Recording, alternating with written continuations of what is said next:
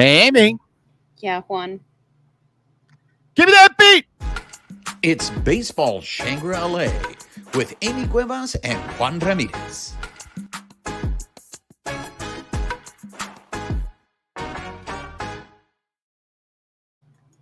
What's up, party people? She is Amie Cuevas. I am Juan Ramirez. You are listening or watching Baseball Shangri-La. If you're listening to us on the audio version, make sure you're subscribed to the podcast. Rate us, write us a review, help spread the word about the show. If you are watching us on YouTube, make sure you're subscribed to our YouTube channel. Hit that notification button. Give us a thumbs up.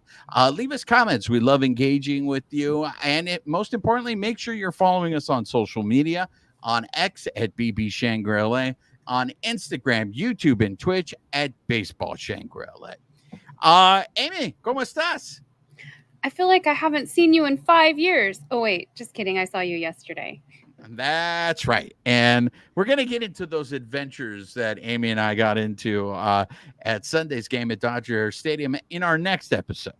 But before we start talking about some baseball, recapping some baseball, Amie, I have breaking news for you, and it's a little bit of a sad news. We had a great streak going of avoiding base running blunders. Did Jose Ayala find one? I don't know how many games or shows in a row we had this streak. So much so that if you guys are new listeners, you guys are viewers, you probably don't even know what base running blunders are. But base running blunders is a segment on this show where we correct mistakes that we made in past shows. And our streak, we were so good at it that I can't even remember the last time we had a base running blunder. I'd have to go back through the notes, but it's hot, so I'll just take your word for it. So this shout out goes to a avid supporter of the show, listens to us on the podcast, on the audio version all the time. Anthony reached out to us and he asked me, are you going to do the base running blunder in the next episode? And I was like, what are you talking about, man?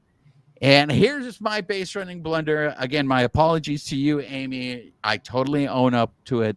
When we were talking, when you had brought up Shohei Ohtani and being a member of possibly joining the 40-40 club, and I started listing the members of the 40-40 club. Do you know? Did you catch this? Did you know? I didn't know who all of them were, so I was just trusting your knowledge there. So the mistake that I made, and I own up to it, is I said Osuna with the full intention of trying to say Ronald Acuna, and I have no clue why I said Osuna, but it's Ronald Acuna is the other member of the 40-40 club.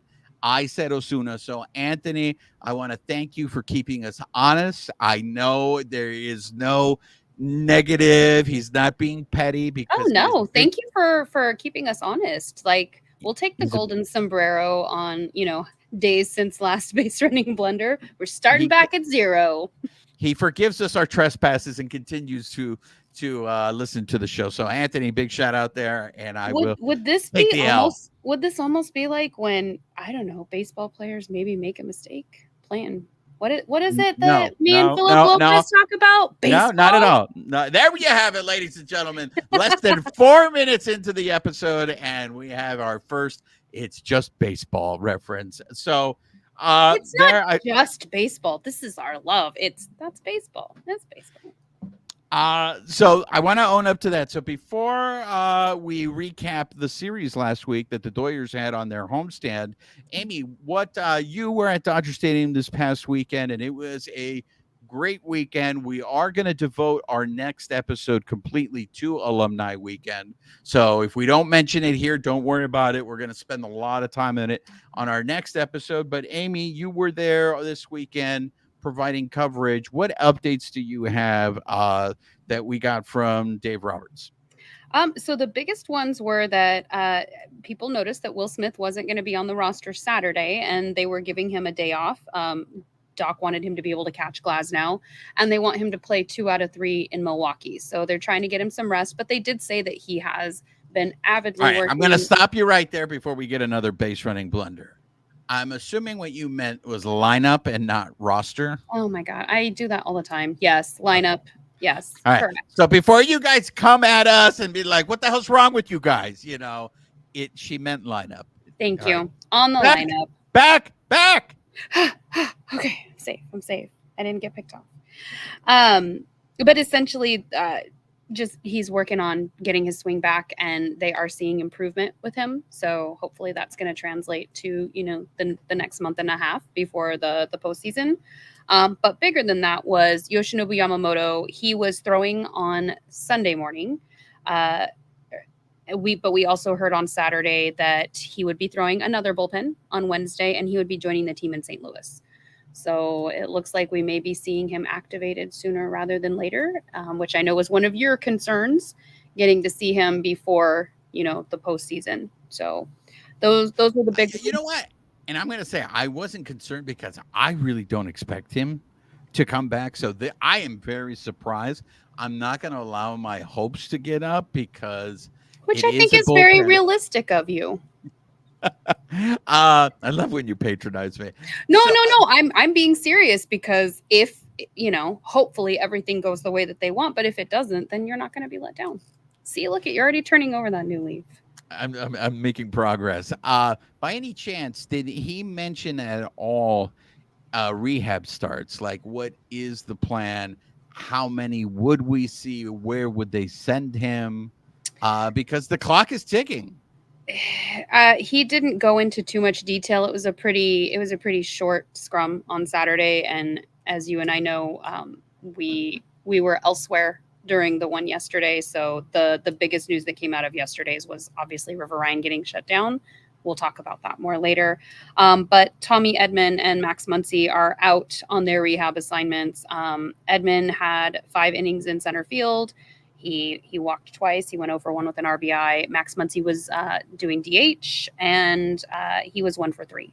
So the fact that even Max Muncy is swinging a bat at this point when it was questionable just a couple weeks ago, I think is significant progress at this point. And man, let's get that chiropractor a gift basket, huh? Right? Yeah, I mean, can I get their number? Because that chiropractor at that swamp meet that he went to has done wonders. So a big shout out to that chiropractor. Another one, at the time we are recording this is right before game 1 of the game of the series between the Dodgers and the Cerveceros as they open up a 4-game set in the Milwaukee. But there was a little bit of breaking news earlier today. Amy, do you want to go into that? Yes, so Mookie Betts was reactivated, but with that move, the subsequent move was that Ahmed Rosario was DFA'd. I'm getting my Ahmeds mixed up here, but it was Ahmed Rosario who was DFA'd. Yeah, and Nick Ahmed may be on deck, because as more players, we talked about this in our last episode, it's a numbers crunch, and it's like I really don't know. We mentioned that this might be a possibility, but being that this was the first move, I don't know if I'm surprised, but it is one of those where I just really feel bad for Ahmed Rosario because the Dodgers traded for him last year and they left him off the postseason roster. They got him this year because they want him because, he can hit lefties, but this year he's hitting both lefties and righties. I think what's happening here with poor Ahmed Rosario, because he really didn't get that much playing time. His time with the Dodgers, he went 3 for 11. But honestly, what I think really did Ahmed Rosario in was your boyfriend. I think it was the play. I'm sorry, my who? Your boyfriend, Kike. I think I'm pretty sure he's married. All right, your favorite player. You mean the player that I admire his defense and his offensive output when it's there? Yeah, where's the bobblehead? I was trying to set you up for the bobblehead. Oh man, and be I'm gonna have to reach across the screen, and nobody wants to see that. He's over there. He's watching over us both. Him and Matt Kemp. So yesterday it came out on Sunday's game after the Piratas, and I know I'm jumping ahead, but I want to just. Are you taking my Wild Thing story? Mm-hmm. No, I'm not going to take your. Well, I'm going to set it up, and then you can go into your Wild Thing story because here's the thing: it came out after the post game interview on Sunday. Kike was asked about the glasses, and I don't know how long he's been wearing these glasses now. Has it been a week or has it been longer than that? It's been longer than that. And I You clearly wonder don't what. look at his face, Juan. No, I Wow, don't. looking at his eyes are up here. But I'm really surprised, Amy. And by the way, I like that. I'm really surprised that it took this long for someone to ask him a question about the glasses. Look, I'm not there every day, so I don't want to. I think it's also availability because, as you and I know, they're not always in the clubhouse when we are. That's People true. are in and out, so it's not maybe for a lack of asking; it's a lack of opportunity. That's an excellent point. And I always have this fear when I'm there covering a game that I'm going to ask a question that was already asked earlier in the week. And because I wasn't there, then the rest of the beat writers are going to look at me and be like, hey, rookie, we already asked that. So you have that anxiety too, where I'm like trying to watch all the Spectrum stuff just to make sure, did I miss anything? Did I get it all? Like, this is why I'm exhausted. And the problem is you don't get all of it on the Spectrum, stuff because they only show glimpses of the interview. They don't show you the whole interview. So we spent it was almost 4 minutes. And just to give you guys to pull back the curtain a little bit, usually those player interviews, unless it is something really crazy that happened in the game, last maybe like about 2 minutes. It's very quick. A lot of the answers are short. So what happened was they asked Kike about the glasses, and Kike went into it. And it turns out it was discovered that he had astigmatism in his right eye. Me and too.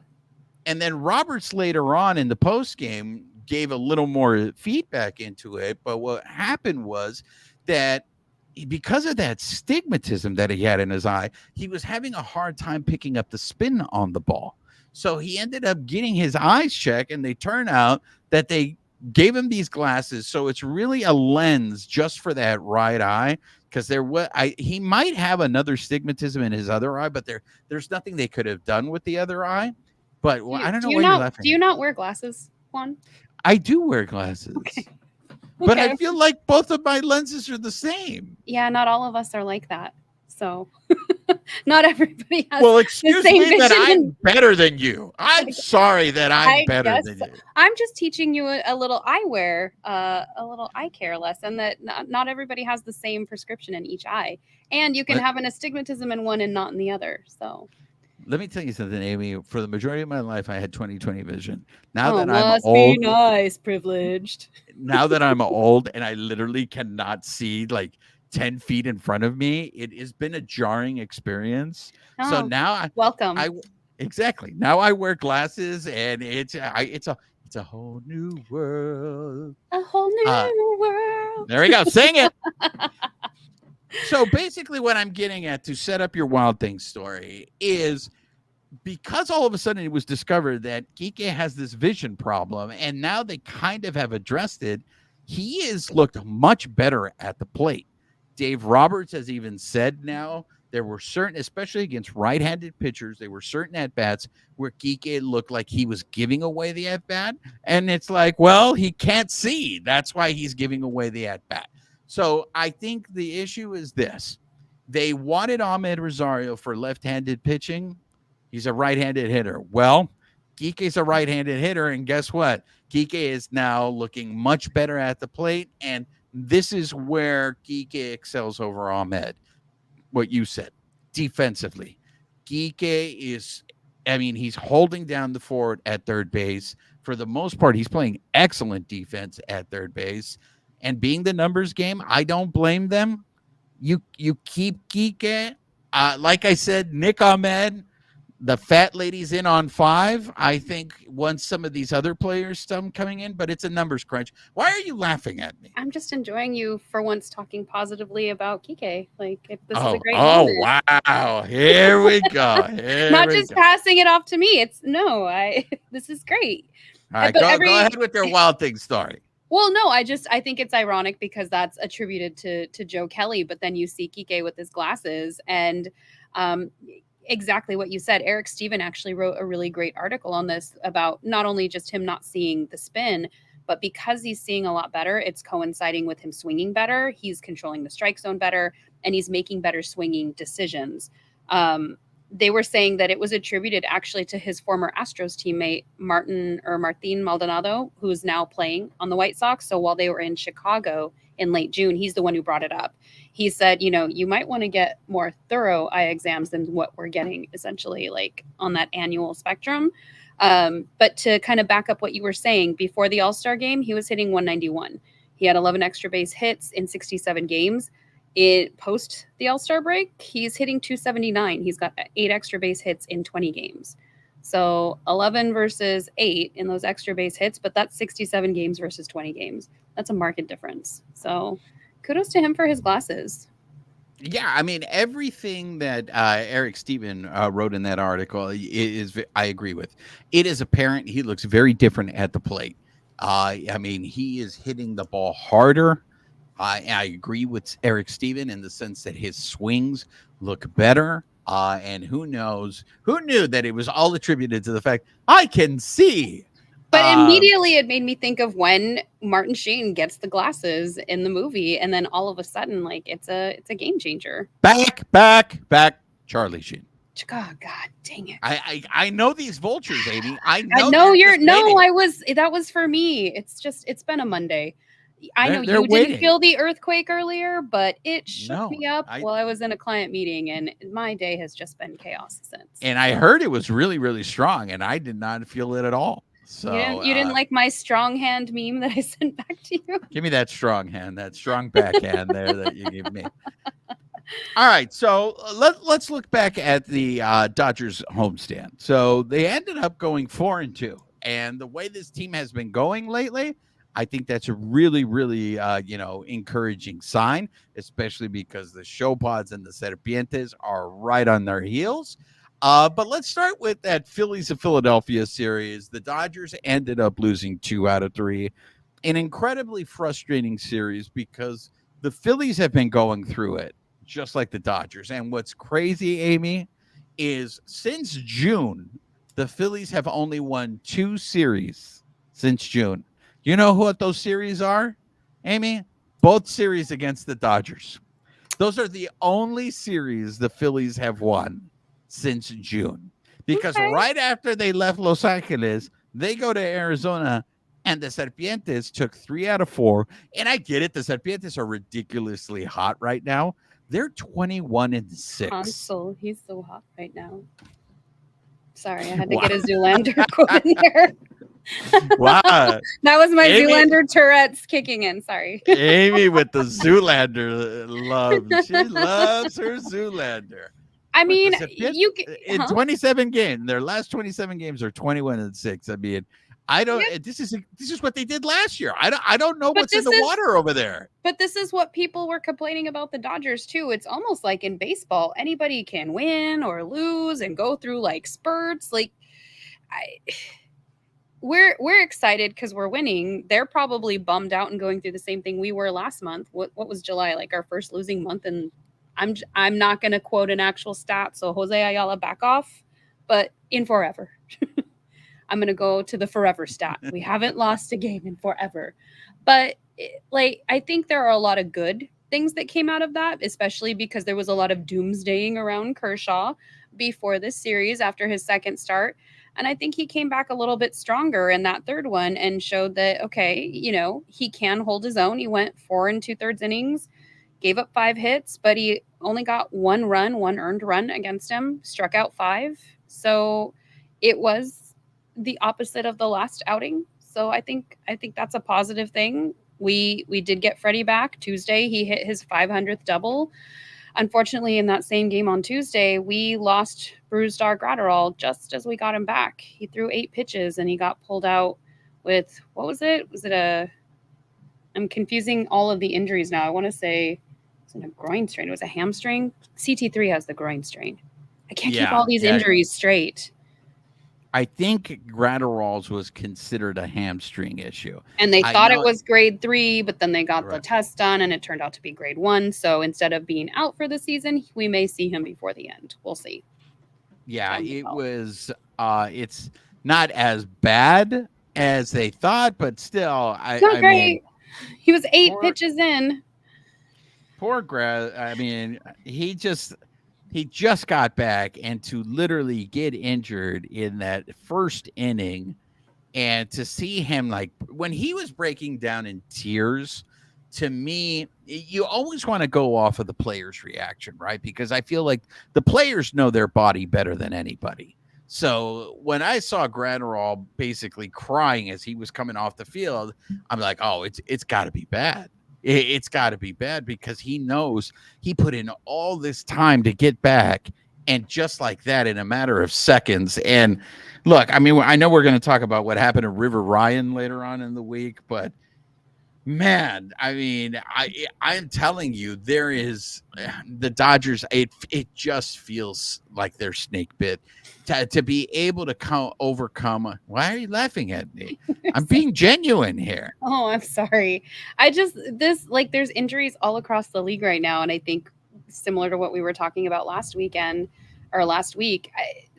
it's something that we need to look at, because I saw a lot of Mark Pryor hate and a lot of back and forth on social media, and it's like it's not just the Dodgers that are having pitchers go out, whether it's elbow stuff, hamstrings.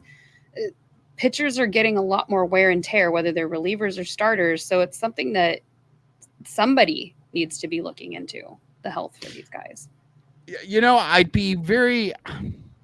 I'm very curious to see. It just seems, and maybe it's because we cover the Dodgers, it seems like the Dodgers the number of injuries that the Dodgers are dealing with seems to be a lot greater than other teams. But I would like to see other teams' rosters and see how decimated. I mean, because like Joe Musgrove just came back for the show pods. He's going to be pitching this week. They had missed him for a long period of time. They also are missing Tatis, so you're right. Other teams do have injuries. It just seems, and you've brought this up many times before, if you just look at the pitchers, not the position players, just look at the number of pitchers that the Dodgers have on the injured list. It just, when I'm trying to get at, Amie, is I just feel, I know we don't want to use injuries as an excuse, because injuries are part of the game, but at the same time, reason. It could be too much to overcome, is what I'm saying. Like, if you're literally running out of bodies to throw out there, Yeah, I mean, I what are hear you you. gonna do? What are you going to do? You don't have any, the rookies are getting hurt. I know. I'm laughing only because you're absolutely right. What are we going to do? Graterol was the 36th pitcher we've used this season. So, wow, I cannot talk today. So you guys are getting my tongue-tied self. I guess before we jump into the Pirates series, I did want to bring up briefly, before we go down a rabbit hole, just that Miggy Rowe play at third, with the umpire Wendelstedt and Doc getting ejected from the game. I guess my only question in that situation, because there was a play at third, player sliding in, Miggy Rowe wasn't blocking the plate. He had, both feet on either side, caught the ball, tagged the runner. I think he tagged the runner. Can't tag the runner, tag the plate. It was one of those. Guys, it's been a long day. Go watch it if you want the accurate whatever. But there was really nowhere else for him to go to stop that play. And I don't understand. The umpires are being charged with this, obstruction rule. But at the same time, why even try to make a play at third? Just give the guy the base at this point. Like, if you can't block it, the ball was in play. There was nowhere for him to go. I don't understand this. And Doc being ejected aside, I saw another play on, I think it was Saturday's game, where it looked like something similar happened in the Yankees game, but they were actually reviewing it just to see if the guy tagged or not. And it was like, well, wait, this was the same slide. Why are we not just calling this obstruction? So it's up to the umpire's discretion. But at this point, like, what are we doing? I'm so glad you brought this up, Amie, because there's two things that I want to discuss about this. And that the first, let's talk about the play itself. Okay. Mm-hmm. Because the crew chief, Marvin Hudson, actually spoke post game to a pool reporter. And there are two things. So I want to start off first with, this is the statement from Marvin Hudson explaining the call. Okay. He was in front of the bag without the ball, and that's the new obstruction rule. Plus, he was running in front of him to third. He was in front of third without the ball, so he obstructed the runner. The runner didn't have a lane to get to the bag. Okay. That was Marvin Hudson's explanation. So let's start first from what Marvin Hudson said, because to start off here, guys, I think it was a bad call. I think the call was missed. I don't understand. It seemed to me that it would be much easier to just own up to the fact that they missed the call. It was a non-reviewable call, and that is something that, again, needs to be addressed in the offseason to change the rule to allow this play to be reviewed. So in that sense, I want to be fair to the umpires. I think the umpires are put in a really tough position there, because if it is true that Major League Baseball is asking these umpires to enforce this obstruction rule, it has become apparent to me that these umpires don't know how to enforce this rule. We have seen examples of this throughout the season. There was one against Las Medias Blancas in Chicago that I thought was really bad too. It is one of those things that I hope that this play, this ability to have this play reviewed, the obstruction rule, gets revisited in the offseason. But let's start off. It needs to be reviewable, but they also need to clarify the rule. To your point, it can't just be this, okay, so great. Where do you want the play? Where's the player supposed to stand then to catch this ball and then run to the base, run to the player to get out of the way? Because while, yes, he was in front of the base, the player still had a lane to slide right through. Like, his legs were askance. So he wasn't blocking the plate. The player could still make it there. So they need to clarify that rule. Where do you want the third base player or any base player to go? But also, if you're going to take away the right for them to make a play, then the rule, to me, that's bunk. Then just give somebody a base at this point. Because if whatever you're trying to protect, you're not protecting the game and you're not protecting the play. No, I agree with what you said. I mean, when he says he was in front of the bag without the ball, what player isn't in front of the bag without the ball? You were saying that, and I'm like, okay, well, he's not going to have the ball till he gets the ball. So is he supposed to stand 3 feet away, get the ball, and then run? Are you going to spread the bases out then so that they have enough time to make a play? You just made them bigger. Well, how is the player supposed to, like, how do you overcome all of that? It's ridiculous to me. That's why I was just like, don't do that, Marvin. You're better than this. I mean, every player is in front of the bag without the ball. Just stay quiet. You're better off not saying anything. Don't double down, because one, like you said, the logic overrides whatever that argument, that defense is. And at the same time, okay, then fine, go lobby, get better clarification on this. But also, this is just not a well thought out rule that's being enforced. Add some layers to it. Yeah, and then plus, when he said he was running in front of him to third. How else is he going to get to the bag? He's running from shortstop to third. Of course he's running in front of him. And you've got like one lane to the base and nobody can really deviate. Like, what are we doing here? Like, just... And then the last one is what you said. When he says the runner didn't have a lane to get to the bag, he slid into the bag. Mm-hmm. So he did have a lane. He wasn't standing with both feet blocking the bag and the bag is behind him. He had both feet planted on either side of the bag. And whatever. It's the ridiculosity of it all. So I want to be clear. It was a bad call. I wish the owners the umpires would have owned up to it. I also feel that it really puts Marvin Hudson in a really bad place, because I understand he's the crew chief. I would have liked that Hunter Wendelstedt was there with Marvin Hudson answering questions, because Wendelstedt's the one who made the call. So I want to hear from Wendelstedt what he saw and why he made that call. And Wendelstedt's also the one who ejected Aaron Boone when the fan on top of the dugout made the comments, and it was not anybody in the Yankees dugout. And yet Aaron Boone still got ejected.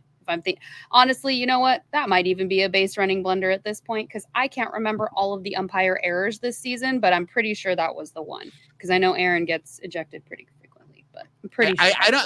I don't know if it was that one or if it was the one in Detroit when Skip Schumacher got ejected and they didn't even know It's Well, like, well, wait, because that's the other one. Just pick somebody. That's what I'm Yeah, saying. just- Like now I'm starting to second guess myself. Was it even that one? Because we've had so many big things this year where it's like, you know what? It was one of them. At this point, like I was very upset by it, and they played it over and over so many times, and it was just like unbelievable. The radio feed that I was listening to while I was watching it was just like, what are we doing here? Yeah, and it's I know that the umpires have a different level of accountability because it comes with the postseason. Like you're gonna get a postseason assignment basically if you grade out well. Mhm. I feel like Hunter Wendelstedt really dodged a bullet, not having to answer questions when he's the Well, one that made the call. Steven And Nelson was on the radio and he took him to task, like basically saying that the whole situation was dumb. And I think something along the lines of like, do your job because do well, your job. and that leads me to the next thing that I want to talk to you about this, and that was I thought it was embarrassing the way that Spectrum Sportsnet. I did not hear Steven Nelson's call, but I thought it was embarrassing the way that Spectrum Sportsnet LA spent so much time in the post game breaking down this play and making it seem like that's the reason why the Dodgers lost the game. And that's what to me it disappoints me because that's not why the Dodgers lost the game. Yes, the Phillies. It's a game turner though. Like I mean I agree with Rojas and Doc. Like, is that the reason we lost? No, but that's a game turner. Like something like that happening. It is, but what that does by spending almost an hour of your post game show just repeatedly talking about this and blaming the umpire, what you do is you take the Dodgers off the hook in the fact that the Phillies scored 5 runs in that inning. Okay.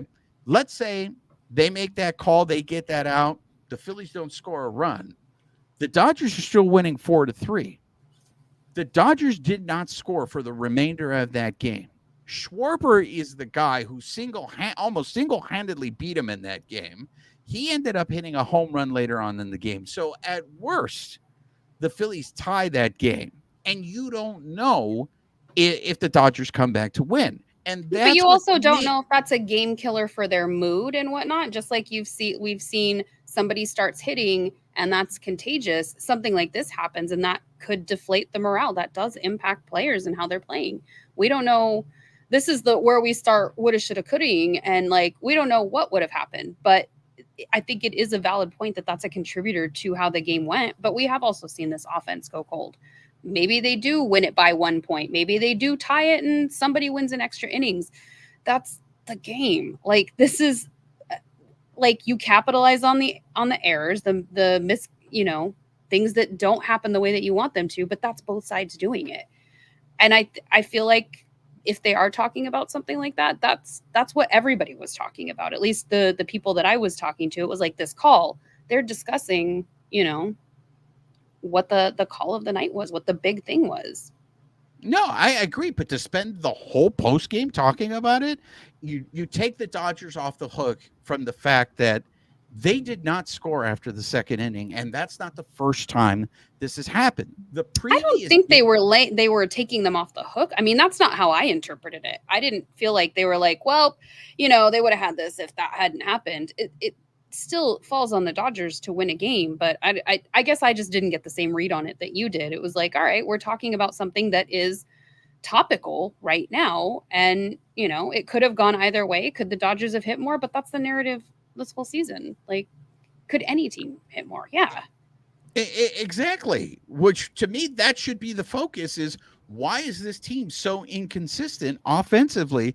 It is now August. But they've been talking about that all season, though. Nobody has an answer, just like nobody had an answer in the NLDS why it wasn't just Mookie and Freddie. Nobody was hitting in the postseason. So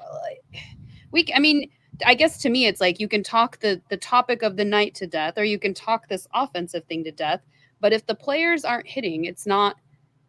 If the team doesn't know how to fix it, what do you want the commentators to talk about? Like, what are they going to address? What I want them to say is if the players aren't hitting, it's not the umpire's fault that he made a bad call. Okay, but the two are not mutually exclusive. It can be both. Like, yeah, but to me, is that what would make you feel better at the end of the night? I guess to me, would. if I don't, they say a lot of stuff on there, and if I don't agree with it, I either change the channel or I turn it off. To me, it's like, all right, cool, we don't agree on that. Next. So I don't know, maybe for your mental health, like, all right, cool, I'm not going to watch any more of this post game. Like, we clearly don't agree. No, it would make me feel better because I feel like it's respecting your audience and telling your audience, like, again, they got a lot of people on there. But they have different audience focuses, though. I don't take it the way that you take it. So if they're saying what you want them to say, I may not agree with that. So they've got to be able to be broad and speak to everybody. And it's not going to always be the same message that we want to hear. Because if they had done what you did that night, I might have been disappointed. Well, no, I want to hear about this play because this is what I'm fired up about. No, and look, I'm not saying you ignore it, but to spend an hour just repeatedly going back to that play and completely ignoring the fact that they didn't score after the second inning, or ignoring the fact that these guys kept pitching to Kyle Schwarber. Like, the guy hit 3 home runs in the game. At one point, are you going to be like, hey, maybe we shouldn't pitch to this guy? Okay, but the game's already over. So, okay, they said let's go back in time. They didn't talk about it as much as you wanted. They justified that, yes, it was the offense that didn't do it. Do you feel better now? Yeah, because I have faith that these guys are not gaslighting me and they're telling me the truth. They're gaslighting you. And they're responding to what they're seeing. Like that, to me, it counts that, like I said, I have a lot of respect for Jerry Hairston on that show because Jerry Hairston doesn't go out of his way to be negative towards somebody or to put somebody down. Jerry Hairston is a former player. He understands how hard it is to play the game. But Jerry Hairston, to me, is the most consistent voice on that show that will tell you when something goes bad, hey, let's call this out. Or do you just identify with him more because you guys have similar personalities, deliveries? Because I identify more with Nomar when he's on there talking about stuff. I'm not saying I don't agree with Jerry Hairston. I'm just saying I don't always identify with what he's saying. Could it just be that maybe you mesh better with different people on there as they deliver the message? It's the delivery of each person and how they do it. That there may be truth to that, but then as we get into this Pirates series, Nomar was adamant. And this is what I find very interesting. Because when it comes to criticism of the Dodgers, that's where I feel he pulls his punches. But when it's a criticism of maybe another team or baseball in general, he doesn't pull his punches. Let's go to the River Ryan situation, okay? All right. River we gotta wrap this soon. So yeah, River Ryan gets hurt and he has to leave the game. And it turns out the next day we find out he's out for the season with an elbow issue. We still don't know if he's going to have surgery. Okay. He has a UCL strain at this point. In his post game, in River Ryan's post game, he specifically goes out of his way to mention the pitch clock. Okay, mm-hmm. He did, and I was just like, that was interesting. I thought that was interesting. And Blake Trinan's mentioned that before as well. And then in the post game, Nomar goes after the velocity. Nomar was very adamant saying something needs to be done because this whole philosophy of throw as hard as you can for as long as you can is not working. And we keep seeing repeatedly people get hurt. And what I thought that was funny was when we were hanging out with your friend, Matt Kemp, what did Matt Kemp say? Matt Kemp brought up velocity again. Matt Kemp said, this velocity, the way how hard these guys are throwing, that is a big. So I find it interesting that I don't think you saw the post game because you were there, but the energy that Nomar went after this philosophy of velocity, I wish he had that kind of energy when he was going on after, when we're questioning whether the Dodgers are doing the right thing. But I get it. It is the Dodgers network. You don't want to bite the hand that feeds you. But it's also, I think it's also personality stuff. There are things you get very fired up about that I don't. I'm just like, whatever. But like, you come after the humanity of the game, you come after the players in any way, and that's what gets me fired up. Like, whoa, whoa, whoa, whoa, whoa. These guys, like, let's not do that. You're gonna see me take a totally different tact and get fiery about stuff like that. We all get fired up about different things, and I mean, it's we all get to have different personalities and how we address stuff. If he wants to be even mannered most of the time and then just get fired up about the stuff that's meaningful to him, like I don't know. I guess I kind of believe the same way. So I get I gravitate toward how he delivers stuff. You know, I was having this conversation with a fan, and he happened to be an older fan. And I said, you know, maybe what it is I'm spoiled because I grew up the majority of my life listening to Vin Scully or listening to Jaime Jarrin. Both gentlemen who I knew deep down inside were rooting for the Dodgers, but when I listened to their broadcast, I never felt an overt homerism. I felt a level of, as objective as you can be. I felt that's what Vin Scully was. I felt like Vin Scully was never derogatory. He would never be insulting to a team, but he would call out and just say, hey, things are just not going right. Or he would give flowers to the other team when the other team, you know, and I just feel lately, I've had the opportunity to interview Steven Nelson. I've spoken to Steven Nelson. Steven Nelson is a great guy. I'm a little thrown off by how he openly roots for the Dodgers during the broadcast, and that's just something that's new to me that I think I need to get used to because this is a choice. Joe Davis did that when River Ryan got hurt. Like, that I think was the most negative emotion I've ever heard from Joe Davis on the line when he was like, "Oh, come on, not again," right? And I get it. He didn't want you see River Ryan get hurt. There's just been too many injuries in this team.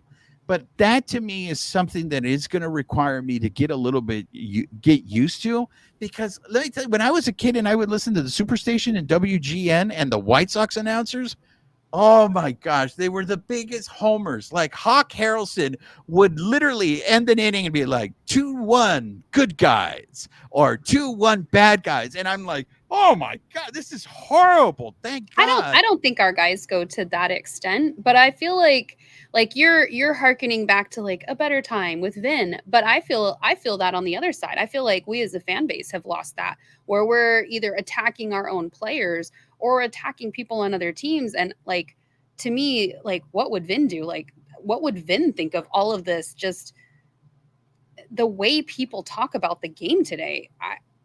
I don't know. That's why I tend to focus on like, all right, cool. Things didn't go our way with the Phillies series, but what good came out of it? All right, cool. We swept the Pirates. We lost River Ryan, but hey, Flaherty had a good game. So did Glasnow. Like, I try to take that Vin Scully stance with a lot of this stuff, maybe not in the broadcast objectivity, but like, let's be as positive about this game as we can. That's what Vin would do. Like, maybe Vin had a bad day inside, like, God, I wish we didn't win, lose this one or whatever, but you never saw him talk down about somebody else. And I feel like that is so prevalent in this game now. That's one of the things that's very challenging for me being a fan, is navigating all of these people with just the negativity to our players. And would they be doing that? Like, if Vin was standing in front of you, would you say that in front of Vin? Like, it's kind of that, like, what are we doing? These are our guys on the team. Why are we tearing them down? So you hearken back to, you want that objectivity, and I want the positivity back in the game that he brought. So I know we're pretty much out of time, and we're against a crunch today. So I do just want to let's wrap up this Pirate series, because the Dodgers did end up sweeping the series, and you mentioned Jack Flaherty and Tyler Glasnow was great.